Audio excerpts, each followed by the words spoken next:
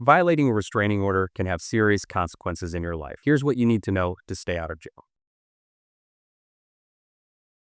So, you've had someone that's filed a petition for a protective order against you, more commonly known as a restraining order, and it's been granted by a judge. And what that means is you are barred from having any contact from the person that brought forth that petition. That's no direct contact, meaning you can't go up and say hi to them. You can't walk by their house. You can't walk by where they work. You can't drive by their house. You can't drive by their work. But it's also indirect contact as well, meaning no phone calls, no text messages, no social media requests.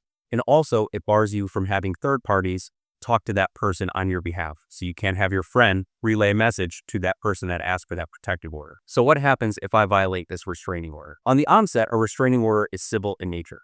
It's not a criminal matter. It's in front of a civil judge in a civil court. But as soon as that restraining order goes into place, if you violate that, it automatically becomes a criminal matter in front of a criminal judge in a criminal court. And if you violate a restraining order, you're going to be charged with invasion of privacy. Invasion of privacy in Indiana is a Class A misdemeanor, punishable by up to a year in jail and a fine of up to $5,000. Now, if you violate a restraining order, are charged with invasion of privacy, are found guilty of invasion of privacy, and then again in the future violate that restraining order again, then the charge becomes a felony. It's a felony invasion of privacy, a level 6 felony in Indiana that carries a maximum penalty of 2.5 years in prison and a fine of up to $10,000. So if you're someone that's had a restraining order granted against you, it is in your best interest to put that person out of your life entirely. Now, that may be hard if that person and you share a child in common, but there's going to be something that you have to do to find a way to where you can be a part of your child's life, but not have contact with that other party. So that way you don't